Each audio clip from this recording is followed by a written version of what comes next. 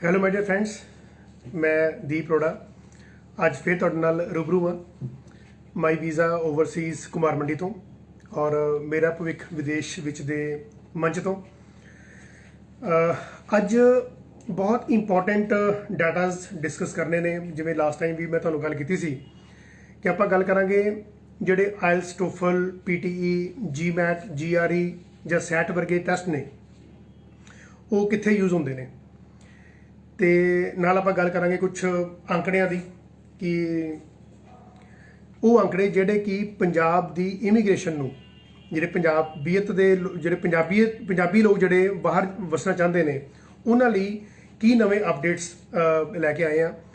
ਔਰ ਕੋਸ਼ਿਸ਼ ਇਹ ਹੋਏਗੀ ਕਿ ਅਗਲੇ ਅੱਧੇ ਘੰਟੇ ਦੇ ਵਿੱਚ ਆਪਾਂ ਉਹ ਚੀਜ਼ ਦੱਸ ਸਕੀਏ ਜਿਹੜੀ ਕਿ ਆਮ ਇੱਕ ਸਟੂਡੈਂਟ ਨੂੰ ਜਾਂ ਇੱਕ ਕਲਾਇੰਟ ਨੂੰ ਜ਼ਰੂਰਤ ਪੈਂਦੀ ਆ। ਜਦੋਂ ਅਸੀਂ 4 ਦਸੰਬਰ ਨੂੰ ਲਾਈਵ ਹੋਏ ਸੀ ਉਦੋਂ ਮੈਂ ਤੁਹਾਨੂੰ ਲਾਈਵ ਅਪਡੇਟਸ ਦਿੱਤੀਆਂ ਸੀ। ਉਸ ਤੋਂ ਬਾਅਦ ਫਿਰ ਜਦੋਂ ਆਪਾਂ ਨੈਕਸਟ ਫਰਾਈਡੇ ਨੂੰ ਲਾਈਵ ਹੋਏ ਤਾਂ ਮੈਂ ਤੁਹਾਨੂੰ ਰਿਫਿਊਜ਼ਲਸ ਕੇਸ ਬਾਰੇ ਗੱਲ ਕੀਤੀ ਕਿ ਜਿਹੜੀ ਵਿਜ਼ਟਰ ਤੇ ਜਿਹੜੇ ਸਟੱਡੀ ਵੀਜ਼ਾਸ ਦੇ ਕੇਸਿਸ ਨੇ ਉਹਨਾਂ ਵਿੱਚ ਰਿਫਿਊਜ਼ਲਸ ਦੇ ਕਿਹੜੇ ਕਾਰਨ ਹੁੰਦੇ ਨੇ। ਤੁਸੀਂ ਬਹੁਤ ਹੀ ਉਹਨਾਂ ਵੀਡੀਓਜ਼ ਨੂੰ ਬਹੁਤ ਸ਼ੇਅਰ ਕੀਤਾ ਤੇ ਉਮੀਦ ਇਹੀ ਰੱਖਾਂਗਾ ਅੱਜ ਵੀ ਕਿ ਤੁਸੀਂ ਨਾਲ ਵੀਡੀਓਜ਼ ਨੂੰ ਸ਼ੇਅਰ ਕਰਦੇ ਰਹੋਗੇ ਤਾਂ ਕਿ ਇਹ ਜਿਹੜਾ ਸਮਾਂ ਆਪਾਂ ਨੂੰ ਅੱਧਾ ਘੰਟਾ ਇੱਕ ਦੂਜੇ ਨਾਲ ਮਿਲਣ ਦਾ, ਜੁੜਨ ਦਾ ਮਿਲਦਾ ਹੈ ਤਾਂ ਕਿਉਂ ਨਾ ਅਸੀਂ ਦੂਸਰਿਆਂ ਦਾ ਵੀ ਫਾਇਦਾ ਸੁਣ ਸਕੀਏ। ਸੋ ਥੋੜਾ ਜਿਹਾ ਜੋ ਲਾਈਵ ਹੈ, ਜੋ ਲਾਈਵ ਅਪਡੇਟਸ ਨੇ ਉਹਦੇ ਬਾਰੇ ਮੈਂ ਤੁਹਾਨੂੰ ਦੱਸਣਾ ਚਾਹੁੰਦਾ ਕਿ ਮੈਨੂੰ ਫਿਲਹਾਲ ਕਾਲਸ ਆਉਂਦੀਆਂ ਨੇ ਕਿ ਸਰ ਜਿਹੜੇ ਵਿਜ਼ਟਰ ਵੀਜ਼ਾਸ ਨੇ ਜਾਂ ਸਟੱਡੀ ਵੀਜ਼ਾਸ ਨੇ ਐਗਜ਼ੈਕਟਲੀ ਅੱਜ ਦੀ ਡੇਟ ਦੇ ਵਿੱਚ, ਜੇ ਮੈਂ 18 ਦਸੰਬਰ 2020 ਦੀ ਗੱਲ ਕਰਾਂ ਤਾਂ ਉਹਦੇ ਵਿੱਚ ਕਿਹੜੇ ਚੇਂਜਸ ਆਈਆਂ ਨੇ ਜਾਂ ਕਿਸ ਤਰ੍ਹਾਂ ਦੀਆਂ ਅਸੀਂ ਬਾਹਰ ਟਰੈਵਲਿੰਗ ਕਰ ਸਕਦੇ ਹਾਂ ਜਾਂ ਸਟੱਡੀ ਵੀਜ਼ਾ ਦੇ ਬੇਸਿਸ ਤੇ ਕੀ ਫਿਲਹਾਲ ਰੁਝਾਨ ਚੱਲ ਰਿਹਾ ਹੈ। So first of all live updates till now ਆਪਾਂ 2-4 ਮਿੰਟ 'ਚ ਬਰੀਫ ਕਰਦੇ ਹਾਂ। ਉਸ ਤੋਂ ਬਾਅਦ ਆਪਾਂ ਗੱਲ ਕਰਾਂਗੇ ਜਿਹੜੇ ਆਇਲਸ, ਟੋਫਲ, ਜੀਆਰਈ, ਜੀਮੈਟ ਕਿੱਥੇ ਯੂਜ਼ ਹੁੰਦੇ ਨੇ, ਕਿਹੜੀ ਕੰਟਰੀਜ਼ ਦੇ ਵਿੱਚ ਯੂਜ਼ ਹੁੰਦੇ ਨੇ। ਅੱਜ ਦਾ ਜਿਹੜਾ ਸੈਸ਼ਨ ਹੈ ਇਹ ਬਹੁਤ ਇੰਪੋਰਟੈਂਟ ਹੋਣ ਵਾਲਾ ਹੈ ਔਰ ਨੈਕਸਟ ਸੈਸ਼ਨ ਦੇ ਵਿੱਚ ਨੋ ਡਾਊਟ ਆਪਾਂ ਗੱਲ ਕਰਾਂਗੇ ਕਿ ਜਿਨ੍ਹਾਂ ਨੇ ਨਵੇਂ ਆਇਲ ਸੈਂਟਰ ਖੋਲ੍ਹੇ ਨੇ ਜਾਂ ਇਮੀਗ੍ਰੇਸ਼ਨ ਦੇ ਆਫਿਸ ਖੋਲ੍ਹੇ ਨੇ ਉਹਨਾਂ ਦਾ ਆਪਾਂ ਕਿਵੇਂ ਫਾਇਦਾ ਕਰ ਸਕਦੇ ਹਾਂ। ਉਹਨਾਂ ਦਾ ਇੱਕ ਲਾਈਵ ਸੈਸ਼ਨ ਨੈਕਸਟ ਟਾਈਮ ਜਿਹੜਾ ਹੈ ਆਪਾਂ ਉਹ ਡਿਜ਼ਾਈਨ ਕਰਕੇ ਤੁਹਾਡੇ ਨਾਲ ਮੈਂ ਰੂਬਰੂ ਹੋਵਾਂਗਾ। ਫਿਲਹਾਲ ਲਾਈਵ ਅਪਡੇਟਸ ਇਹ ਨੇ ਕਿ ਜੇ ਮੈਂ ਕੈਨੇਡਾ ਦੀ ਗੱਲ ਕਰਾਂ, ਕੈਨੇਡਾ ਔਰ ਯੂਕੇ ਦੇ ਵਿੱਚ ਵੀਜ਼ਾਸ ਆ ਰਹੇ ਨੇ। ਬਾਇਓਮੈਟ੍ਰਿਕ ਇਨਫੋਰਮੇਸ਼ਨ ਜਿਹੜੀ ਲੈਟਰਸ ਨੇ ਉਹ ਭੇਜੀਆਂ ਗਈਆਂ ਨੇ ਔਰ ਅਸੈਸਮੈਂਟ ਜਿਹੜੀ ਹੋਈ ਹੈ। ਉਸ ਤੋਂ ਬਾਅਦ ਵੀਜ਼ਾਸ ਜਿਹੜੇ ਨੇ ਉਹ ਲੱਗ ਰਹੇ ਨੇ। ਫਲਾਈਟਸ ਜਿਹੜੀਆਂ ਨੇ ਉਹ ਹਾਲੇ ਫਿਲਹਾਲ ਪੋਸੀਬਲ ਨਹੀਂ ਹੋ ਪਾ ਰਹੀਆਂ ਕਿਉਂਕਿ ਜਿੰਨੇ ਵੀ ਬਾਇਓਮੈਟ੍ਰਿਕ ਹੋਏ ਨੇ ਉਹਨਾਂ ਵਿੱਚ ਫਸਟ ਪ੍ਰੈਫਰੈਂਸ ਉਹਨਾਂ ਦੀ ਹੀ ਹੋ ਰਹੀ ਹੈ ਜਿਨ੍ਹਾਂ ਦਾ ਜਨਵਰੀ ਇਨਟੇਕ ਹੈ। ਕਈ ਸਟੂਡੈਂਟ ਮੈਨੂੰ ਫੋਨ ਕਰਦੇ ਨੇ ਜਾਂ ਮੇਰੇ ਨਾਲ ਈਮੇਲ ਤੇ ਗੱਲ ਹੁੰਦੀ ਹੈ ਕਿ ਸਰ ਅਸੀਂ ਬਾਇਓਮੈਟ੍ਰਿਕ ਇਨਫੋਰਮੇਸ਼ਨ ਜਿਹੜਾ ਲੈਟਰ ਹੈ ਉਹ ਭੇਜਤਾ ਹੋਇਆ, ਅਸੀਂ ਕੋਰੀਅਰ ਸਰਵਿਸਿਜ਼ ਅਵੇਲ ਕਰ ਚੁੱਕੇ ਹੋਏ ਹਾਂ ਬਟ ਫਿਲਹਾਲ ਸਾਡਾ ਹਾਲੇ ਪਾਸਪੋਰਟ ਜਿਹੜਾ ਹੈ ਉਹ ਸਟੈਂਪ ਨਹੀਂ ਹੋ ਰਿਹਾ, ਵੀਜ਼ਾ ਗ੍ਰਾਂਟ ਨਹੀਂ ਹੋ ਰਿਹਾ, ਕਿੰਨਾ ਸਮਾਂ ਲੱਗੇਗਾ। ਤੋ ਜਿਹੜੇ ਤਾਂ 31 ਜਨਵਰੀ ਤੱਕ ਜਿਨ੍ਹਾਂ ਦੇ ਵੀਜ਼ਾਸ ਲੱਗਣੇ ਚਾਹੀਦੇ ਸੀ ਜਾਂ ਜਿਨ੍ਹਾਂ ਦੀ ਕੁਝ ਫਲਾਈਟ ਸੀ ਜਾਂ ਉਹਨਾਂ ਦੇ ਕੋਰਸਿਸ ਸੀ ਉਹਨਾਂ ਦੇ ਤਾਂ ਵੀਜ਼ਾਸ ਮੈਕਸਿਮਮ ਆਏ ਨੇ। ਬਟ ਜੇ ਆਪਾਂ ਗੱਲ ਕਰੀਏ ਮਈ ਇਨਟੇਕ ਦੀ ਤਾਂ ਉਹ ਹੋ ਸਕਦਾ ਕਿ ਅਗਲੇ 15-20 ਦਿਨਾਂ ਦੇ ਵਿੱਚ ਉਹਨਾਂ ਨੂੰ ਵੀ ਪਾਸਪੋਰਟ ਦੀ ਜਿਹੜੀ ਸਬਮਿਸ਼ਨ ਹੈ ਉਹ ਰਿਕੁਐਸਟ ਆਉਣੀ ਸ਼ੁਰੂ ਹੋ ਜਾਏਗੀ ਔਰ ਕੈਨੇਡਾ ਦੇ ਵਿੱਚ ਵੀਜ਼ਾਸ ਆ ਰਹੇ ਨੇ। ਇਹਦੇ ਵਿੱਚ ਤੁਹਾਨੂੰ ਘਬਰਾਉਣ ਦੀ ਲੋੜ ਨਹੀਂ ਹੈ। ਬਾਰ-ਬਾਰ ਵੈਬ ਫਾਰਮ ਦਾ ਯੂਜ਼ ਨਾ ਕਰੋ, ਬਾਰ-ਬਾਰ ਰਿਕੁਐਸਟ ਨਾ ਸੈਂਡ ਕਰੋ ਅੰਬੈਸੀਜ਼ ਨੂੰ ਕਿਉਂਕਿ ਤੁਹਾਡੀਆਂ ਮੇਲਸ ਦਾ ਉਹਨਾਂ ਤੇ ਬਹੁਤ ਜ਼ਿਆਦਾ ਲੋਡ ਪੈਂਦਾ ਹੈ ਜਿਹਦੇ ਕਾਰਨ ਜਿਹੜਾ ਇਹ ਪ੍ਰੋਸੈਸਿੰਗ ਟਾਈਮ ਵੀ ਡਿਲੇ ਹੁੰਦਾ ਹੈ। ਵਿਜ਼ਟਰ ਵੀਜ਼ਾ ਦੀ ਗੱਲ ਕਰ ਰਹੇ ਸੀ ਤਾਂ ਲਾਸਟ ਟਾਈਮ ਜਿਵੇਂ ਨਾਨ ਆਪਸ਼ਨਲ ਵੀਜ਼ਾਸ ਮੈਂ ਦੱਸ ਰਿਹਾ ਸੀ ਕਿ ਜਿਨ੍ਹਾਂ ਨੇ ਸਟੱਡੀ ਵੀਜ਼ਾ ਤੇ ਜਾਣਾ ਹੈ ਜਾਂ ਜਿਨ੍ਹਾਂ ਨੇ ਵਰਕ ਪਰਮਿਟ ਤੇ ਜਾਣਾ ਹੈ ਔਰ ਪੀਆਰ ਤੇ ਜਾਣਾ ਹੈ, ਪਰਮਨੈਂਟ ਰੈਜ਼ੀਡੈਂਸੀ ਤੇ, ਉਹਨਾਂ ਨੂੰ ਹੀ ਜਿਹੜੀ ਕੈਨੇਡੀਅਨ ਜਿਹੜੀ ਇਮੀਗ੍ਰੇਸ਼ਨ ਡਿਪਾਰਟਮੈਂਟ ਹੈ ਉਹੀ ਵੀਜ਼ਾਸ ਦੇ ਰਹੇ ਨੇ ਜਾਂ ਜਿਨ੍ਹਾਂ ਨੂੰ ਬਹੁਤ ਜ਼ਰੂਰਤ ਹੈ ਉੱਥੇ ਕੈਨੇਡਾ ਵਿੱਚ ਜਾਣ ਦੀ, ਜਿਨ੍ਹਾਂ ਦਾ ਸਰਦਾ ਨਹੀਂ ਹੈ, ਨਾਨ ਆਪਸ਼ਨਲ ਕੈਟਾਗਰੀ ਜਾਂਦੇ ਨੇ ਉਹਨਾਂ ਨੂੰ ਵੀਜ਼ਾ ਮਿਲੇ ਨੇ। ਈਵਨ ਸਪਾਊਸ ਵੀਜ਼ਾ ਲਈ ਵੀ ਮੈਂ ਪਰਸਨਲੀ ਤੁਹਾਨੂੰ ਇਹੀ ਸੁਜੈਸ਼ਨ ਦਿਆਂਗਾ ਕਿ ਸਪਾਊਸ ਵੀਜ਼ਾ ਵੀ ਫਿਲਹਾਲ ਨਾ ਅਪਲਾਈ ਕਰਨ ਕਿਉਂਕਿ ਸਟੂਡੈਂਟ ਵੀਜ਼ਾਸ ਇੰਨੇ ਕੁ ਬਲਕ ਦੇ ਵਿੱਚ ਉਹਨਾਂ ਕੋਲ ਸਟਕ ਅਪ ਹੋਏ ਨੇ ਕਿ ਇੰਨਾ ਈਜ਼ੀ ਨਹੀਂ ਹੈ ਅੰਬੈਸੀਜ਼ ਦੇ ਲਈ ਕਿ ਵੀਜ਼ਾਸ ਨੂੰ ਗ੍ਰਾਂਟ ਕਰਨਾ।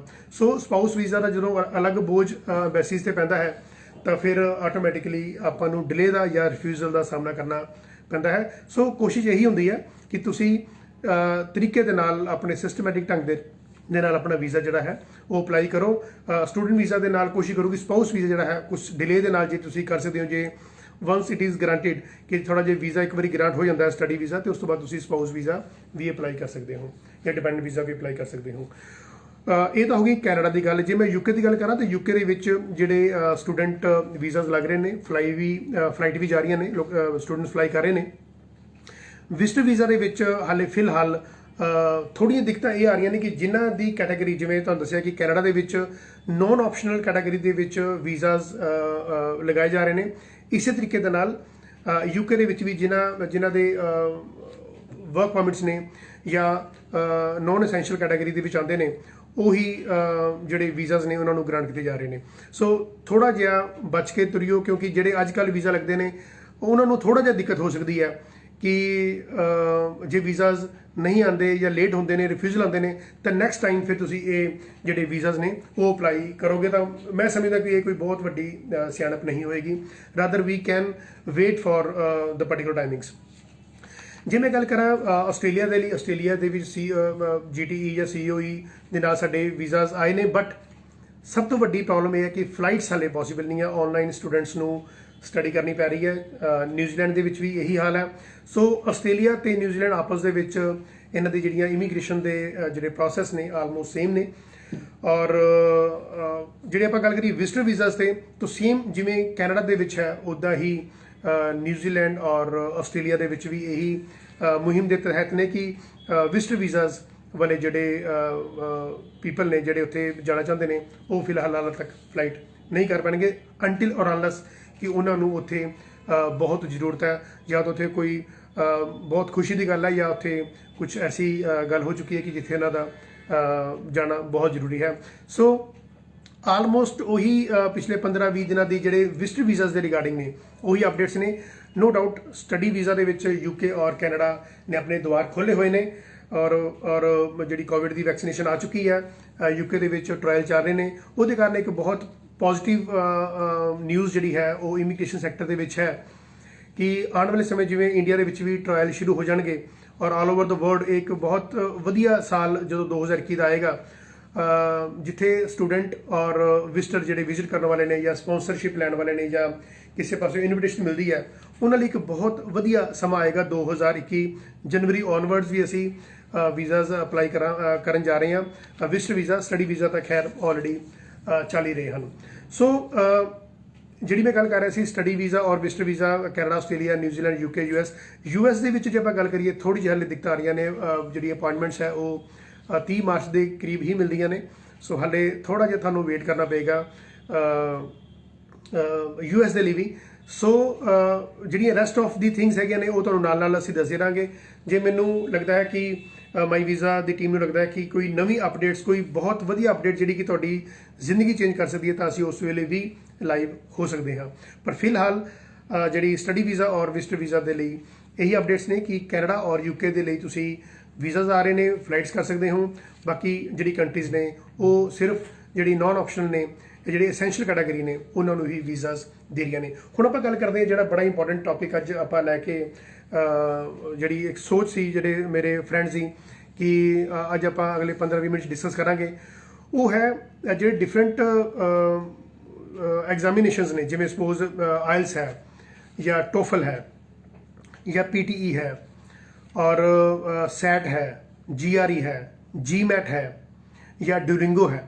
ਇਹ ਜਿਹੜੇ ਟੈਸਟ ਨੇ ਇਹ ਕਿੱਥੇ ਯੂਜ਼ ਹੁੰਦੇ ਨੇ ਔਰ ਇਹਨਾਂ ਦਾ ਕਿਹੜੀਆਂ ਕੰਟਰੀਜ਼ ਨੇ ਉਹ ਐਕਸੈਪਟ ਕਰਦੀਆਂ ਨੇ। ਇਹ ਮੈਕਸਿਮਮ ਜਿਹੜੇ ਮੇਰੇ ਫਰੈਂਡਸ ਨੇ ਉਹਨਾਂ ਨੂੰ ਨਹੀਂ ਪਤਾ ਹੁੰਦੀਆਂ। ਈਵਨ ਜਿਹੜੇ ਕੰਸਲਟੈਂਟਸ ਲੌਬੀ ਦੇ ਵੀ ਜਿਨ੍ਹਾਂ ਨੇ ਅੱਜ ਕੱਲ੍ਹ ਦੇ ਵਿੱਚ ਆਫਿਸ ਸ਼ੁਰੂ ਕੀਤੇ ਨੇ, ਉਹਨਾਂ ਨੂੰ ਵੀ ਕਈ ਵਾਰੀ ਐਗਜ਼ੈਕਟ ਕਲੈਰਿਟੀ ਨਹੀਂ ਹੁੰਦੀ ਇਹਨਾਂ ਟੈਸਟ ਬਾਰੇ। ਸੋ ਆਪਾਂ ਸ਼ੁਰੂਆਤ ਕਰਦੇ ਹਾਂ ਆਇਲਸ ਤੋਂ।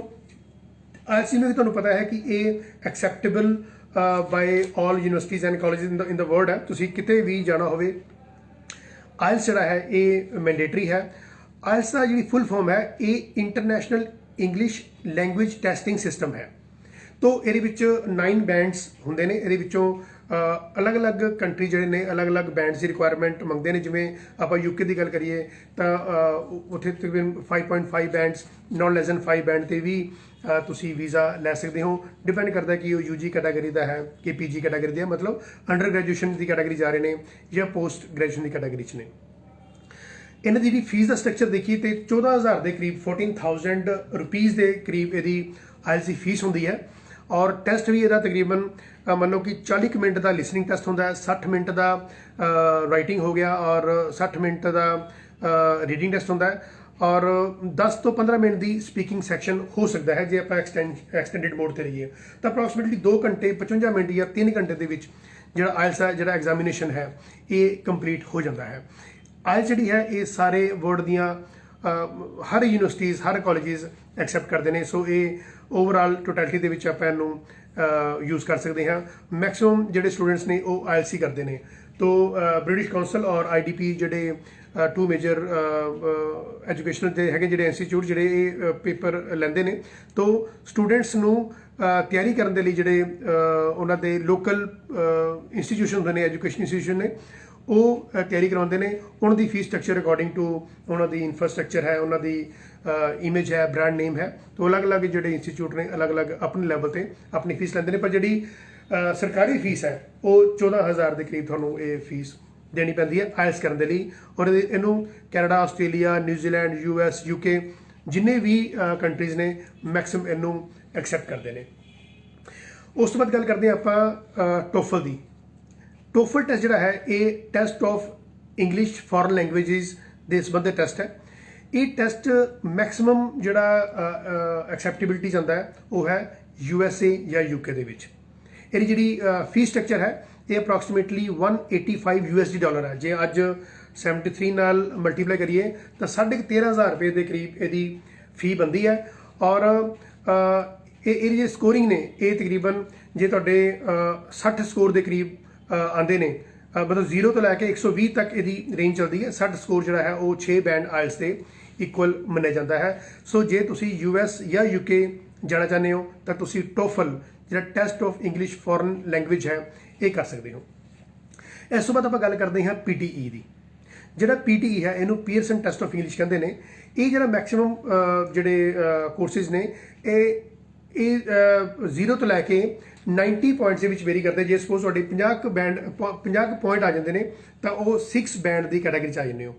ਜੇ ਮੈਂ ਵੈਲਿਡਿਟੀ ਦੀ ਗੱਲ ਕਰਾਂ, ਵੈਲਿਡਿਟੀ ਕਿੰਨੇ ਸਾਲ ਤੱਕ ਇਹ ਵੈਲਿਡ ਰਹਿੰਦੇ ਨੇ। ਜਿਵੇਂ ਆਇਲਸ 2 ਸਾਲ ਹੀ ਵੈਲਿਡ ਹੈ, ਟੋਫਲ ਵੀ 2 ਸਾਲ ਹੀ ਵੈਲਿਡ ਹੈ, ਤੋ ਪੀਅਰਸਨ ਟੈਸਟ ਆਫ ਇੰਗਲਿਸ਼ ਵੀ 2 ਸਾਲ ਲਈ ਵੈਲਿਡ ਹੁੰਦਾ ਹੈ। ਤੋ ਜੇ ਤੁਸੀਂ ਅੱਜ ਪੇਪਰ ਕਲੀਅਰ ਕਰਦੇ ਹੋ, ਤੁਹਾਡਾ ਟੈਸਟ ਰਿਜ਼ਲਟ ਆ ਜਾਂਦਾ ਹੈ ਤਾਂ ਇਹ 2 ਸਾਲ ਦੇ ਲਈ ਵੈਲਿਡ ਰਹਿੰਦਾ ਹੈ। ਔਰ ਇਹਦੀ ਜਿਹੜੀ ਫੀਸ ਹੈ ਇਹ 13,300 ਦੇ ਕਰੀਬ ਇਹਦੀ ਫੀਸ ਹੁੰਦੀ ਹੈ। ਪੀਅਰਸਨ ਟੈਸਟ ਆਫ ਇੰਗਲਿਸ਼ ਨੂੰ PTE ਨੂੰ UK ਵੀ ਐਕਸੈਪਟ ਕਰਦਾ ਹੈ, USA ਵੀ ਐਕਸੈਪਟ ਕਰਦਾ ਹੈ, ਨਿਊਜ਼ੀਲੈਂਡ ਔਰ ਆਸਟ੍ਰੇਲੀਆ ਵੀ ਇਹਨੂੰ ਐਕਸੈਪਟ ਕਰਦੇ ਨੇ। ਸੋ ਆਇਲਸ, ਟੋਫਲ ਔਰ PTE ਜਿਨ੍ਹਾਂ ਦੀਆਂ ਮੈਂ ਦੱਸਿਆ ਕਿ ਆਇਲਸ ਦੀ ਫੀਸ 14,000 ਦੇ ਕਰੀਬ ਹੈ, ਟੋਫਲ ਦੀ ਫੀਸ 13,500 ਦੇ ਕਰੀਬ ਹੈ ਔਰ PTE ਦੀ ਫੀਸ ਜਿਹੜੀ ਹੈ ਉਹ 13,300 ਦੇ ਕਰੀਬ ਹੈ। ਔਰ ਵੈਲਿਡਿਟੀ ਸਭ ਦੀ ਇਹ ਜਿਹੜੇ ਮੈਂ 3 ਟੈਸਟ ਬੋਲੇ ਨੇ ਇਹਨਾਂ ਦੀ 3 ਸਾਲ ਹੈ। ਸੋ ਨੈਕਸਟ ਆਪਾਂ ਗੱਲ ਕਰਦੇ ਹਾਂ ਸੈਟ ਦੀ। ਇਹ ਐਕਚੁਅਲੀ ਸਕਾਲਰਸ਼ਿਪ ਅਸੈਸਮੈਂਟ ਟੈਸਟ ਹੁੰਦਾ ਜਿਹੜੀ ਕਿ ਸਪੈਸ਼ਲੀ USA ਕੰਟਰੀ ਵੱਲੋਂ ਐਕਸੈਪਟੇਬਿਲਿਟੀ ਆਉਂਦੀ ਹੈ ਕਿ ਜਿਨ੍ਹਾਂ ਨੇ +2 ਤੋਂ ਬਾਅਦ ਜਿਹੜੀ ਚੰਗੀ ਯੂਨੀਵਰਸਿਟੀਜ਼ ਨੇ US ਦੀਆਂ ਉਹ ਐਕਸੈਪਟ ਕਰਦੀਆਂ ਨੇ।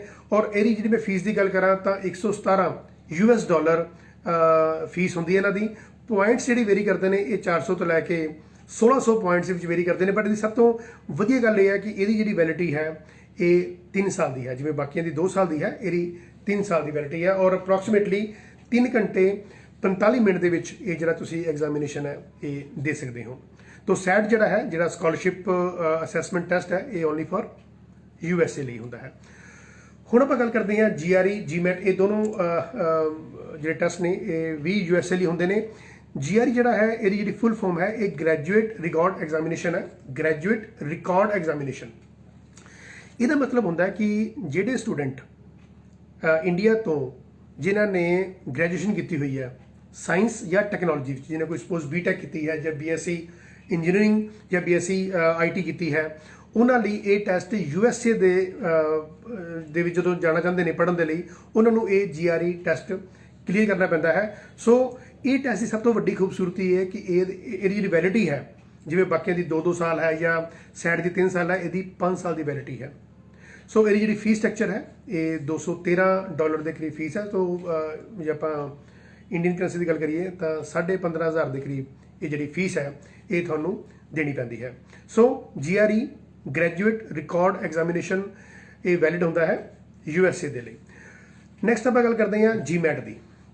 ਤੋ ਜਿਹੜਾ GMAT ਦਾ ਜਿਹੜਾ ਕੋਰਸ ਹੈ, ਜਿਹਨੂੰ ਆਪਾਂ ਗ੍ਰੈਜੂਏਟ ਮੈਨੇਜਮੈਂਟ ਐਡਮਿਸ਼ਨ ਟੈਸਟ ਕਹਿੰਦੇ ਆ, GMAT ਜਿਹੜਾ ਟੈਸਟ ਹੈ ਇਹ ਵੀ ਸਪੈਸ਼ਲੀ ਫॉर USA ਕੰਟਰੀ ਦੇ ਲਈ ਹੁੰਦਾ ਹੈ।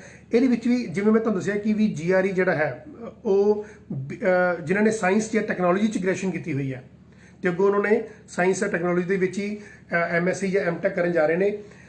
GMAT ਜਿਹੜਾ ਹੈ ਇਹ ਜਿਹੜੇ ਸਟੂਡੈਂਟ ਨੇ ਇੱਥੇ BBA ਕੀਤੀ ਹੈ ਜਾਂ ਜਿਨ੍ਹਾਂ ਨੇ ਅੱਗੇ ਜਾ ਕੇ MBA ਦੇ ਕੋਰਸਿਸ ਕਰਨੇ ਨੇ, ਤਾਂ ਇਹ ਪਰਟੀਕੂਲਰਲੀ ਫॉर ਮੈਨੇਜਮੈਂਟ ਦੇ ਕੋਰਸਿਸ ਦੇ ਲਈ GMAT ਦਾ ਜਿਹੜਾ ਐਗਜ਼ਾਮੀਨੇਸ਼ਨ ਹੈ ਉਹ ਦਿੱਤਾ ਜਾਂਦਾ ਹੈ। ਜਿਹੜੇ ਸਟੂਡੈਂਟਸ ਨੇ ਅਮਰੀਕਾ ਜਾ ਕੇ USA ਜਾ ਕੇ ਪੜ੍ਹਾਈ ਕਰਨੀ ਹੁੰਦੀ ਹੈ ਉਹ ਇਹ ਟੈਸਟ ਦੇ ਸਕਦੇ ਨੇ।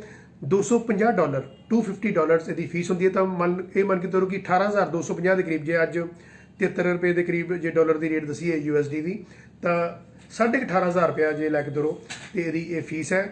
3 ਘੰਟੇ ਔਰ 7 ਮਿੰਟ ਦਾ ਇਹ ਐਗਜ਼ਾਮ ਹੁੰਦਾ ਹੈ ਔਰ 200 ਤੋਂ ਲੈ ਕੇ 800 ਪੁਆਇੰਟ ਦੇ ਵਿੱਚ ਇਹਦਾ ਜਿਹੜਾ ਸਕੋਰਿੰਗ ਬੈਂਡ ਲੈ ਜਾਂਦਾ ਹੈ। ਜਿਹੜੀ ਮੈਂ ਸਾਰੇ ਉੱਪਰ ਗੱਲ ਕੀਤੇ ਨੇ IELTS ਤੋਂ ਲੈ ਕੇ TOEFL ਤੱਕ, ਇਹਨਾਂ ਸਾਰਿਆਂ 'ਚ ਰੀਡਿੰਗ, ਰਾਈਟਿੰਗ, ਸਪੀਕਿੰਗ ਤੇ ਲਿਸਨਿੰਗ ਇਹ ਆਲਮੋਸਟ ਸਾਰੇ ਹੀ ਮੋਡਿਊਲਸ ਇਹਨਾਂ ਵਿੱਚ ਹੁੰਦੇ ਨੇ ਔਰ ਮਕਸਦ ਇਹੀ ਹੁੰਦਾ ਹੈ ਤੁਹਾਡੀ ਇੰਗਲਿਸ਼ ਜਿਹੜੀ ਲੈਂਗੁਏਜ ਹੈ ਉਹਦੀ ਟੈਸਟਿੰਗ ਕੀਤੀ ਜਾਵੇ। ਜ਼ਰੀਆ ਕੋਈ ਵੀ ਹੋ ਸਕਦਾ ਹੈ, ਚਾਹੇ ਉਹ IELTS ਹੈ, ਚਾਹੇ ਉਹ TOEFL ਹੈ, ਚਾਹੇ ਉਹ PTE ਹੈ, ਚਾਹੇ SAT ਹੈ, GRE ਹੈ ਜਾਂ GMAT ਹੈ। ਮਕਸਦ ਜਿਹੜਾ ਮੇਨ ਹੁੰਦਾ ਉਹ ਇਹੀ ਹੁੰਦਾ ਕਿ ਤੁਹਾਡੀ ਇੰਗਲਿਸ਼ ਜਿਹੜੀ ਲੈਂਗੁਏਜ ਟੈਸਟਿੰਗ ਹੈ ਉਹ ਚੈੱਕ ਕੀਤੀ ਜਾਵੇ। ਸੋ ਕਿਸੇ ਦੇ ਜਿਵੇਂ IELTS ਦੇ ਵਿੱਚ ਆਪਾਂ ਸਪੋਜ਼ ਕਹਿੰਦੇ ਕਿ 6 ਬੈਂਡ ਹੋ ਜਾਣ ਤਾਂ 6 ਬੈਂਡ ਈਚ ਹੋ ਜਾਣ, ਤਾਂ ਕੈਨੇਡਾ ਦੇ ਵਿੱਚ ਤੁਸੀਂ ਐਡਮਿਸ਼ਨ ਲੈ ਸਕਦੇ ਹੋ। ਇੱਦਾਂ ਹੀ US ਦੇ ਵਿੱਚ ਸਪੋਜ਼ ਤੁਹਾਡੇ 5.5 ਬੈਂਡ ਨੇ, ਤੁਸੀਂ US ਐਡਮਿਸ਼ਨ ਲੈ ਸਕਦੇ ਹੋ।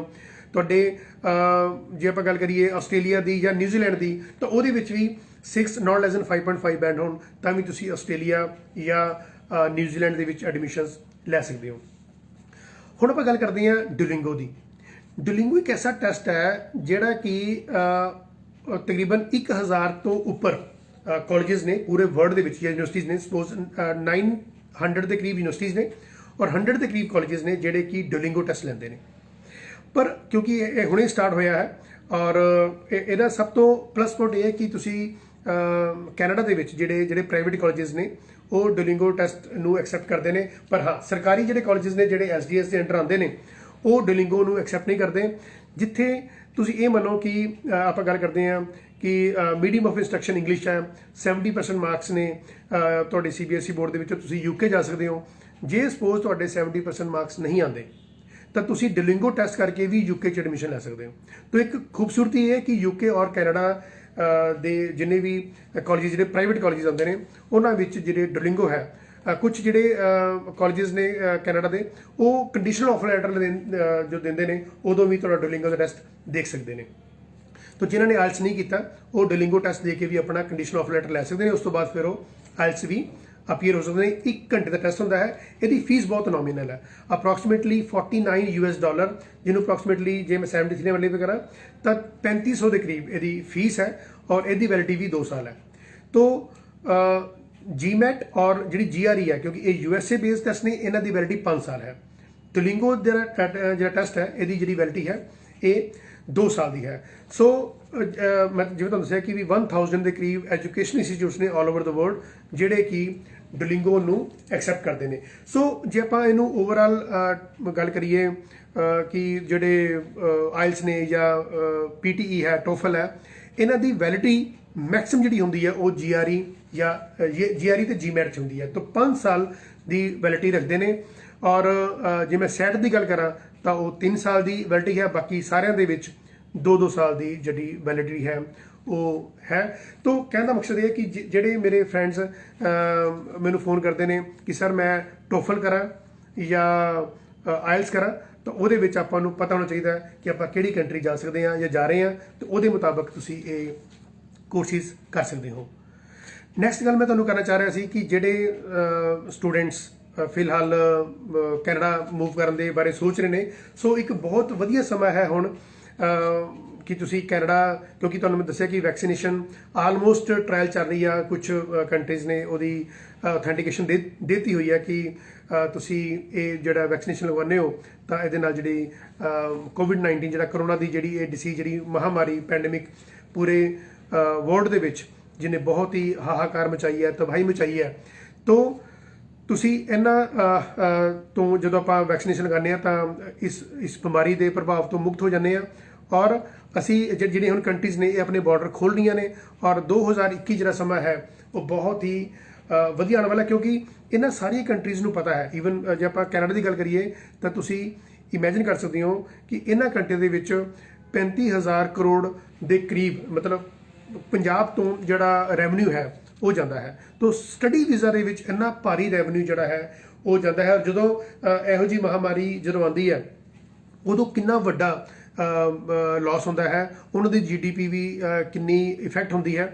ਸੋ ਕੋਈ ਵੀ ਕੰਟਰੀ ਸਟੂਡੈਂਟ ਵੀਜ਼ਾ ਜਾਂ ਇਮੀਗ੍ਰੇਸ਼ਨ ਜਾਂ ਮਾਈਗ੍ਰੇਸ਼ਨ ਤੇ ਰੋਕ ਨਹੀਂ ਲਗਾ ਸਕਦੀ, ਕਿਉਂਕਿ ਇਹਦੇ ਨਾਲ ਉਹਨਾਂ ਦੀ ਜਿਹੜੀ ਇੱਕ ਰੈਵਨਿਊ ਹੈ ਉਹ ਬਹੁਤ ਵੱਡੀ ਜਨਰੇਟ ਹੁੰਦੀ ਹੈ। ਜੇ ਮੈਂ ਗੱਲ ਕਰਾਂ ਵਿਜ਼ਟਰ ਵੀਜ਼ਾਸ ਦੇ ਅੰਕੜਿਆਂ ਦੀ, ਤੁਸੀਂ ਇਹ ਇਮੇਜਿਨ ਕਰਕੇ ਦੇਖੋ ਕਿ 2019 ਨੂੰ 3,41,000 ਦੇ ਕਰੀਬ ਲੋਕ ਜਿਹੜੇ ਨੇ ਉਹ ਕੈਨੇਡਾ 'ਚ ਵਿਜ਼ਿਟ ਕਰਨਗੇ, ਕਿਉਂਕਿ 2020 'ਚ ਕਿਉਂਕਿ ਪੈਂਡੇਮਿਕ ਆ ਗਈ ਔਰ ਬਾਰਡਰ ਵੀ ਸੀਲ ਹੋ ਗਏ 18 ਮਾਰਚ ਜਾਂ 22 ਮਾਰਚ ਤੋਂ ਬਾਅਦ, ਤਾਂ ਬਿਲਕੁਲ ਹੀ ਇਮੀਗ੍ਰੇਸ਼ਨ ਔਰ ਮਾਈਗ੍ਰੇਸ਼ਨ ਬੰਦ ਹੋ ਗਿਆ। ਫਿਰ ਵੀ ਜਿਹੜਾ ਫਿਲਹਾਲ ਦਾ ਜਿਹੜਾ ਅੰਕੜਾ ਹੈ 1,43,000 ਲੋਕ ਫਿਰ ਵੀ ਕੈਨੇਡਾ ਦੇ ਵਿੱਚ ਗਏ ਹਨ। ਔਰ ਇਹ ਆਉਣ ਵਾਲੇ ਸਮੇਂ ਦੇ ਵਿੱਚ ਜਦੋਂ ਤੁਸੀਂ 2021 ਜਨਵਰੀ ਔਨਵਰਡਸ ਗੱਲ ਕਰੋਗੇ ਤਾਂ ਇਹ ਅੰਕੜਾ ਡਬਲ ਹੋਣ ਵਾਲਾ ਹੈ। ਔਰ ਤੁਸੀਂ ਆਪਣੇ ਜਿਹੜੇ ਡਾਕੂਮੈਂਟਸ ਨੇ ਉਹ ਜਿਵੇਂ ਸਪੋਜ਼ ਕਿਸੇ ਨੇ ਵਿਜ਼ਟਰ ਵੀਜ਼ਾ ਲਗਾਉਣਾ ਹੈ ਜਾਂ ਜਿਹਨੇ ਬਾਹਰ ਜਾਣ ਦੇ ਲਈ ਪਲੈਨਿੰਗ ਕਰ ਰਿਹਾ ਹੈ, ਉਹ ਆਪਣੇ ITRs, ਆਪਣੇ ਬੈਂਕਿੰਗਸ, ਉਹ ਜਿਹੜੇ ਨੇ ਹੁਣ ਤੋਂ ਹੀ ਤਰੀਕੇ ਨਾਲ ਸਿਸਟਮੈਟਿਕਲੀ ਉਹਨੂੰ ਅਰੇਂਜ ਕਰੋ, ਤਾਂ ਕਿ ਤੁਹਾਡੇ ਜਦੋਂ ਆਉਣ ਵਾਲੇ ਸਮੇਂ ਦੇ ਵਿੱਚ ਤੁਹਾਨੂੰ ਕਿਸੇ ਵੀ ਕੋਈ ਦਿੱਕਤ ਦਾ ਸਾਹਮਣਾ ਨਾ ਕਰਨਾ ਪਵੇ। ਜੇ ਮੈਂ PR ਦੀ ਗੱਲ ਕਰਾਂ, ਮਾਈਗ੍ਰੇਸ਼ਨ ਦੀ ਗੱਲ ਕਰਾਂ, ਤੇ ਤੁਸੀਂ ਇਮੇਜਿਨ ਕਰ ਪਾਓਗੇ ਕਿ ਸੈਪਟੈਂਬਰ 2019 ਦੇ ਵਿੱਚ 35,000 ਲੋਕਾਂ ਨੂੰ ਜਿਹੜੀ PR ਹੈ ਉਹ ਕੈਨੇਡਾ ਦੀ ਸਰਕਾਰ ਨੇ ਦਿੱਤੀ। 35,000 ਦੇ ਕਰੀਬ ਜਿਹੜੀ PR ਹੈ ਸੈਪਟੈਂਬਰ 2019 ਵਿੱਚ। ਜੇ ਮੈਂ ਇਸ ਸਾਲ ਦੀ ਗੱਲ ਕਰਾਂ ਸੈਪਟੈਂਬਰ 2020 ਦੇ ਅੰਕੜੇ ਲਈਏ ਤਾਂ ਉਹਦੇ ਵਿੱਚ ਵੀ 15,000 ਦੇ ਕਰੀਬ ਲੋਕਾਂ ਨੂੰ PR ਮਿਲੀ ਹੈ। ਤਾਂ ਤੁਸੀਂ ਦੇਖ ਸਕਦੇ ਹੋ ਕਿ ਇਸ ਪੈਂਡੇਮਿਕ ਹੋਣ ਦੇ ਬਾਵਜੂਦ ਵੀ ਲੋਕਾਂ ਨੂੰ PR ਮਿਲੀ ਹੈ। ਔਰ ਜੇ ਇਹ ਪੈਂਡੇਮਿਕ ਨਾ ਹੁੰਦੀ ਤਾਂ ਕੈਨ ਯੂ ਇਮੇਜਿਨ ਕਿ ਕਿੰਨਾ ਬਦਲਾਅ ਆਉਣਾ ਸੀ ਇਮੀਗ੍ਰੇਸ਼ਨ ਸੈਕਟਰ ਦੇ ਵਿੱਚ। ਕਈ ਲੋਕ ਇਸ ਵਕਤ ਵੀ ਆਪਣੇ ਡਾਕੂਮੈਂਟ ਤਿਆਰ ਕੀਤੇ ਹੋਏ ਨੇ। ਸਾਨੂੰ ਕਈ ਫੋਨ ਆਉਂਦੇ ਨੇ ਡੇਲੀ ਕਿ ਤੁਸੀਂ ਸਾਨੂੰ ਲਾਈਵ ਦੱਸੋ ਕਿ ਕਿਸ ਤਰ੍ਹਾਂ ਅਸੀਂ ਬਾਹਰਲੇ ਮੁਲਕਾਂ ਦੇ ਵਿੱਚ ਸਹੀ ਤਰੀਕੇ ਨਾਲ ਜਾ ਸਕਦੇ ਹਾਂ। ਸੋ ਮਾਈ ਵੀਜ਼ਾ ਵੀ ਇਹੀ ਕੋਸ਼ਿਸ਼ ਕਰਦਾ ਹੈ ਕਿ ਤੁਹਾਨੂੰ ਸਹੀ ਤਰੀਕੇ ਦੇ ਨਾਲ ਬਾਹਰਲੇ ਮੁਲਕਾਂ ਦੇ ਵਿੱਚ ਕਾਨੂੰਨਨ ਤੌਰ ਤੇ ਭੇਜਿਆ ਜਾਵੇ, ਕਿਉਂਕਿ ਮਾਈ ਵੀਜ਼ਾ ਦੀ ਜਿਹੜੀ ਸਮੁੱਚੀ ਟੀਮ ਹੈ ਉਹ ਡੈਡੀਕੇਟਲੀ ਤੁਹਾਡੇ ਨਾਲ ਜੁੜੀ ਹੋਈ ਹੈ। ਤੁਸੀਂ ਬਹੁਤ ਹੀ ਟਰਸਟ ਕਰਦੇ ਹੋ, ਫੇਥ ਕਰਦੇ ਹੋ, ਔਰ ਸਾਡੀ ਵੀ ਇਹੀ ਕੋਸ਼ਿਸ਼ ਹੁੰਦੀ ਹੈ ਕਿ ਤੁਹਾਨੂੰ ਅਸੀਂ ਆਪਣਾ ਪਰਿਵਾਰਿਕ ਮੈਂਬਰ ਸਮਝ ਕੇ ਪਹਿਲਾਂ ਹੀ ਸਹੀ ਦੱਸ ਦਈਏ ਕਿ ਵੀ ਆਹ ਫਾਈਲ ਜਿਹੜੀ ਹੈ ਇੰਨੇ ਪਰਸੈਂਟੇਜ ਜਿਹੜਾ ਹੈ ਵੀਜ਼ਾ ਹੈ ਉਹ ਲੱਗ ਸਕਦਾ ਹੈ। ਇਹਦੀ ਜਿਹੜੀ ਓਵਰਆਲ ਜਿਹੜੀ ਆਪਾਂ ਪ੍ਰੋਫਾਈਲ ਦੀ ਵੇਟੇਜ ਦੇਖ ਕੇ ਕਿ ਇਹਦੇ 'ਚ ਕਿੰਨੇ % ਵੀਜ਼ਾ ਲੱਗ ਸਕਦਾ ਅਸੀਂ ਦੱਸ ਦਿੰਦੇ ਹਾਂ। ਸਾਡੀ ਕੋਸ਼ਿਸ਼ ਹੁੰਦੀ ਹੈ ਕਿ ਤੁਹਾਨੂੰ ਅਸੀਂ ਸਹੀ ਗਾਈਡ ਕਰੀਏ। ਸੋ ਮੇਰਾ ਭਵਿੱਖ ਵਿਦੇਸ਼ ਵਿੱਚ ਦੇ ਜਿਹੜਾ ਅਸੀਂ ਮੰਚ ਤਹਿਤ ਤੁਹਾਡੇ ਨਾਲ ਜੁੜਦੇ ਹਾਂ। ਹਰ ਸ਼ੁੱਕਰਵਾਰ ਨੂੰ 5 ਵਜੇ ਤੋਂ ਲੈ ਕੇ 5:30 ਦੇ ਵਿੱਚ ਜਿਹੜਾ ਅੱਧਾ ਘੰਟਾ ਤੁਹਾਡੇ ਨਾਲ ਡਿਸਕਸ਼ਨ ਹੁੰਦੀ ਹੈ। ਮੇਜਰ ਰੀਜ਼ਨ ਇਹੀ ਹੁੰਦਾ ਕਿ ਤੁਹਾਨੂੰ ਸਹੀ ਤਰੀਕੇ ਨਾਲ ਅਸੀਂ ਗਾਈਡ ਕਰੀਏ। ਔਰ ਜਿਵੇਂ ਮੈਂ ਤੁਹਾਨੂੰ ਲਾਸਟ ਟਾਈਮ ਵੀ ਦੱਸਿਆ ਸੀ ਕਿ ਜਿਹੜੇ ਮੇਰੇ ਫਰੈਂਡਸ ਆਇਲ ਸੈਂਟਰ ਜਿਨ੍ਹਾਂ ਨੇ ਸ਼ੁਰੂਆਤ ਕੀਤੀ ਹੈ ਜਾਂ ਹੁਣੇ ਸ਼ੁਰੂਆਤ ਕੀਤੀ ਜਾਂ ਕੁਝ ਸਮੇਂ ਪਹਿਲਾਂ ਸ਼ੁਰੂਆਤ ਕੀਤੀ ਹੈ, ਉਹਨਾਂ ਨੂੰ ਇਮੀਗ੍ਰੇਸ਼ਨ ਦੇ ਵਿੱਚ ਕੋਈ ਦਿੱਕਤ ਆਉਂਦੀ ਹੈ, ਮਾਈਗ੍ਰੇਸ਼ਨ ਦੇ ਕੁਝ ਫਾਈਲਸ ਨਹੀਂ, ਉਹਨਾਂ ਨੂੰ ਕੋਈ ਦਿੱਕਤ ਆਉਂਦੀ ਹੈ, ਗਾਈਡੈਂਸ ਦੀ ਦਿੱਕਤ ਆਉਂਦੀ ਹੈ, ਤਾਂ ਅਸੀਂ ਸਰਕਾਰ ਤੋਂ ਮਨਜ਼ੂਰਸ਼ੁਦਾ ਹਾਂ। We are approved from government of Punjab and 248 ਸਾਡਾ ਲਾਇਸੈਂਸ ਨੰਬਰ ਹੈ। ਤੁਸੀਂ ਲੁਧਿਆਣਾ ਦੀ ਜਿਹੜੀ ਵੈਬਸਾਈਟ ਹੈ, ਗਵਰਨਮੈਂਟ ਦੀ ਜਿਹੜੀ ਵੈਬਸਾਈਟ ਹੈ, ਉੱਥੇ ਜਾ ਕੇ ਵੀ ਤੁਸੀਂ ਮਾਈ ਵੀਜ਼ਾ ਦਾ ਜਿਹੜਾ ਨਾਮ ਹੈ ਜਾਂ ਲਾਇਸੈਂਸ ਨੰਬਰ ਹੈ ਉਹ ਦੇਖ ਸਕਦੇ ਹੋ। ਸੋ ਜਿਹੜੇ ਮੇਰੇ ਫਰੈਂਡਸ ਨੇ ਜਿਨ੍ਹਾਂ ਨੇ ਆਇਲ ਸੈਂਟਰ ਖੋਲ੍ਹਿਆ ਜਾਂ ਜਿਨ੍ਹਾਂ ਨੂੰ ਇਮੀਗ੍ਰੇਸ਼ਨ ਬਾਰੇ ਇੰਨੀ ਨੌਲੇਜ ਨਹੀਂ ਹੈ, ਉਹ ਵੀ ਮਾਈ ਵੀਜ਼ਾ ਦੇ ਨਾਲ ਡਾਇਰੈਕਟ ਜੁੜ ਸਕਦੇ ਨੇ। ਅਸੀਂ ਉਹਨਾਂ ਨੂੰ ਜਿਹੜਾ ਰੈਵਨਿਊ ਹੈ ਉਹ ਵੀ ਨਾਲ ਸ਼ੇਅਰ ਕਰਦੇ ਹਾਂ। ਔਰ ਜਿਹੜੇ ਮੇਰੇ ਫਰੈਂਡ ਜਿਨ੍ਹਾਂ ਨੇ ਇਮੀਗ੍ਰੇਸ਼ਨ ਦੇ ਜਿਹੜੇ ਆਫਿਸ ਨੇ ਉਹ ਫਿਲਹਾਲ ਖੋਲ੍ਹੇ ਨੇ ਜਾਂ ਕੁਝ ਸਾਲ ਤੋਂ ਖੋਲ੍ਹੇ ਨੇ, ਬਟ ਐਗਜ਼ੈਕਟ ਉਹਨਾਂ ਨੂੰ ਪ੍ਰੋਪਰ ਵੇ ਨਹੀਂ ਆ ਰਿਹਾ ਕਿ ਅਸੀਂ ਕਿਸ ਤਰ੍ਹਾਂ ਫਾਈਲ ਨੂੰ ਅੰਬੈਸੀ ਅੱਗੇ ਪੇਸ਼ ਕਰਨਾ ਹੈ, ਕਿਵੇਂ ਅਸੀਂ ਆਪਣੀ ਜਿਹੜੀ ਪਰਸੈਂਟੇਜ ਹੈ ਵੀਜ਼ਾ ਅਪਰੂਵਲ ਦੀ ਉਹ ਵਧਾਉਣੀ ਹੈ, ਤਾਂ ਵੀ ਮਾਈ ਵੀਜ਼ਾ ਦੀ ਟੀਮ ਦੇ ਨਾਲ ਜੁੜ ਸਕਦੇ ਨੇ। ਤੁਸੀਂ ਜਿਹੜਾ ਮੇਰਾ ਪਰਸਨਲ ਨੰਬਰ ਹੈ 9815873700, ਤੁਸੀਂ ਮੈਨੂੰ ਕਾਲ ਕਰ ਸਕਦੇ ਹੋ। ਕਿਸੇ ਵੀ ਤਰੀਕੇ ਦੀ ਤੁਸੀਂ ਮੇਰੇ ਤੋਂ ਕੋਈ ਇਨਫੋਰਮੇਸ਼ਨ ਲੈਣਾ ਚਾਹੁੰਦੇ ਹੋ ਉਹ ਤੁਹਾਨੂੰ ਅਸੀਂ ਇਨਫੋਰਮੇਸ਼ਨ ਜਿਹੜੀ ਹੈ ਉਹ ਦੇ ਸਕਦੇ ਹਾਂ। ਸੋ ਜਿਹੜਾ ਅਸੀਂ 25 ਦਸੰਬਰ 2020 ਨੂੰ ਅਸੀਂ ਅੱਗੋਂ ਲਾਈਵ ਹੋਵਾਂਗੇ, ਉਹਦੇ ਵਿੱਚ ਸਾਡੀ ਕੋਸ਼ਿਸ਼ ਹੋਏਗੀ, ਜਿਹੜਾ ਅਸੀਂ ਉਹ ਅੱਧੇ ਘੰਟੇ ਸੈਸ਼ਨ ਹੋਏਗਾ ਕਿ ਜਿਹੜੇ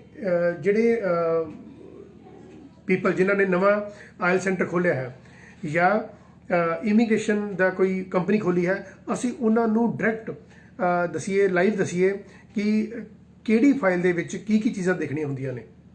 ਤੋ ਲੈਟਸ ਸਪੋਜ਼ ਅਸੀਂ ਕੋਈ +2 ਦਾ ਕੋਈ ਕੈਂਡੀਡੇਟ ਜਾਂ ਤੁਹਾਨੂੰ ਲਾਈਵ ਕਰਾਂਗੇ ਜਾਂ ਉਹਦੀ ਕੋਈ ਪ੍ਰੋਫਾਈਲ ਨੂੰ ਡਿਸਕਸ ਕਰਾਂਗੇ, ਜਿਹਨੂੰ ਆਪਾਂ ਕੇਸ ਸਟੱਡੀ ਕਹਿੰਦੇ ਆ ਕਿ ਵੀ ਇੱਕ ਸਟੂਡੈਂਟ ਹੈ ਜਿਹਦੇ 59% ਮਾਰਕਸ ਨੇ, 5.5 ਬੈਂਡ ਨੇ, ਇੱਕ ਦੇ ਵਿੱਚ ਓਵਰਆਲ 6 ਬੈਂਡ ਨੇ, ਜਾਂ ਉਹਦੀ ਏਜ ਜਿਹੜੀ ਹੈ ਉਹ 20 ਸਾਲ ਹੋ ਚੁੱਕੀ ਹੈ, 2-3 ਸਾਲ ਦਾ ਗੈਪ ਹੈ, ਤਾਂ ਕਿਹੜੀ ਕੰਟਰੀਜ਼ ਦੇ ਵਿੱਚ ਐਡਮਿਸ਼ਨ ਕਰਾਈ ਜਾ ਸਕਦੀ ਹੈ, ਉਹਦੀ ਐਮਬੈਸੀ ਦੀ ਫੀਸ ਕਿੰਨੀ ਹੈ, ਟਿਊਸ਼ਨ ਫੀਸ ਕਿੰਨੀ ਹੈ, ਉਹਦਾ ਪ੍ਰੋਸੈਸ ਕੀ ਹੈ। ਜੇ ਆਪਾਂ ਕੈਨੇਡਾ ਦੀ ਗੱਲ ਕਰੀਏ ਤਾਂ GIC ਕੀ ਹੁੰਦੀ ਹੈ, ਇਹਦੀ ਫੁੱਲ ਫਾਰਮ ਕੀ ਹੈ, ਜਾਂ ਜੇ ਆਪਾਂ ਮੌਂਟਰੀਅਲ ਦਾ ਕੋਈ ਕੇਸ ਲੈਣਾ ਤਾਂ CAQ ਕੀ ਹੁੰਦਾ ਹੈ, CAQ ਦੀ ਫੁੱਲ ਫਾਰਮ ਕੀ ਹੈ, ਕਿੰਨੀ ਫੀਸ ਹੈ CAQ ਦੀ। ਤਾਂ ਜੈਨੂਨ ਜੋ ਸਰਕਾਰੀ ਜੋ ਫੀ ਦਾ ਸਟਰਕਚਰ ਹੋਏਗਾ ਉਹ ਤੁਹਾਨੂੰ ਸਾਰਾ ਸ਼ੇਅਰ ਕਰਾਂਗੇ, ਤਾਂ ਕਿ ਇਸ ਮੰਚ ਤੋਂ, ਫੇਸਬੁੱਕ ਦੇ ਮੰਚ ਤੋਂ ਵੀ ਜਿਹੜੇ ਫਰੈਂਡਸ ਮੇਰੇ ਨਾਲ ਜੁੜਦੇ ਨੇ ਉਹਨਾਂ ਦਾ ਵੀ ਫਾਇਦਾ ਹੋ ਸਕੇ।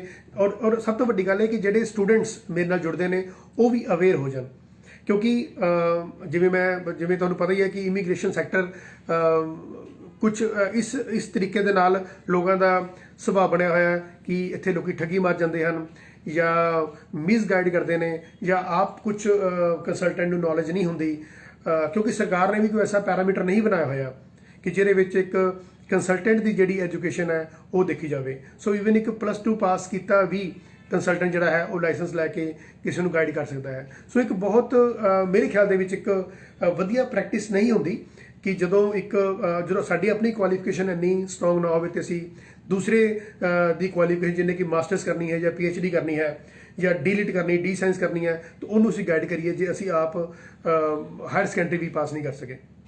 ਸੋ ਇੱਕ ਕੰਸਲਟੈਂਟ ਦੀ ਆਪਣੀ ਜਿਹੜੀ ਕੁਆਲੀਫਿਕੇਸ਼ਨ ਹੈ ਉਹ ਦੈਟ ਸ਼ੁੱਡ ਬੀ ਇਨਫ ਕਿ ਉਹ ਕਿਸੇ ਨੂੰ ਗਾਈਡ ਕਰ ਸਕੇ, ਉਹਦੇ ਕੋਲ ਆਪਣਾ ਐਕਸਪੀਰੀਅੰਸ ਹੋਵੇ। ਜਿਵੇਂ ਅਸੀਂ ਮਾਈ ਵੀਜ਼ਾ ਓਵਰਸੀਜ਼ ਦਾ ਜਿਹੜਾ YouTube ਚੈਨਲ ਹੈ ਉਹਦੇ ਵਿੱਚ ਵੀ ਅਪਰੋਕਸੀਮੇਟਲੀ 70 ਵੀਡੀਓਜ਼ ਅਪਲੋਡ ਕੀਤੀਆਂ ਨੇ, ਜਿਹਦੇ ਵਿੱਚ Canada, Australia, New Zealand, US, UK, cypress, Singapore, Italy, ਜਿੰਨੇ ਵੀ ਮੇਜਰ ਕੰਟਰੀਜ਼ ਨੇ ਉਹਨਾਂ ਸਾਰਿਆਂ ਦੀਆਂ ਅਸੀਂ ਵਿਜ਼ਟਰ ਵੀਜ਼ਾ ਤੇ ਸਟੱਡੀ ਵੀਜ਼ਾ, ਉਹਨਾਂ ਦੀ ਕਿਹੜੀਆਂ ਈਵਨ ਵੈਬਸਾਈਟਸ ਨੇ ਔਰ ਕਿੰਨੀ ਸਰਕਾਰੀ ਫੀਸ ਹੈ, ਮਤਲਬ ਐਮਬੈਸੀ ਫੀਸ ਕਿੰਨੀ ਹੈ, ਉਹਦਾ ਪ੍ਰੋਸੈਸ ਕੀ ਹੈ, ਤੋ we have discussed each and everything in detail. ਅਸੀਂ ਉਹ ਪੂਰਾ ਡਿਟੇਲ ਦੇ ਵਿੱਚੋਂ ਡਿਸਕਸ ਕੀਤਾ ਹੋਇਆ। ਜੇ ਤੁਹਾਡੇ ਕੋਲ ਕੁਝ ਸਮਾਂ ਮਿਲਦਾ ਹੈ ਤਾਂ ਮਾਈ ਵੀਜ਼ਾ ਓਵਰਸੀਜ਼ ਦਾ ਜਿਹੜਾ YouTube ਚੈਨਲ ਹੈ ਉੱਥੇ ਜਾ ਕੇ ਵੀ ਤੁਸੀਂ ਆਪਣਾ ਜਿਹੜੀ ਪ੍ਰੋਫਾਈਲ ਦੀ ਅਸੈਸਮੈਂਟ ਕਰ ਸਕਦੇ ਹੋ। ਤੋ ਸਮਾਂ ਇਜਾਜ਼ਤ ਨਹੀਂ ਦੇ ਰਿਹਾ ਔਰ ਤੁਸੀਂ ਹਾਫ ਐਨ ਆਵਰ, ਅੱਧਾ ਘੰਟਾ ਸਾਡੇ ਨਾਲ ਜੁੜੇ ਔਰ ਮੇਰੇ ਨਾਲ ਜਿਹੜੇ ਮੇਰੇ ਫਰੈਂਡ ਸਰਕਲ ਜਿਹੜੇ ਜੁੜੇ ਹੋਏ ਨੇ, ਮੈਂ ਉਹਨਾਂ ਦਾ ਵੀ ਬਹੁਤ ਬਹੁਤ ਥੈਂਕਸ ਕਰਦਾ ਵਾਂ।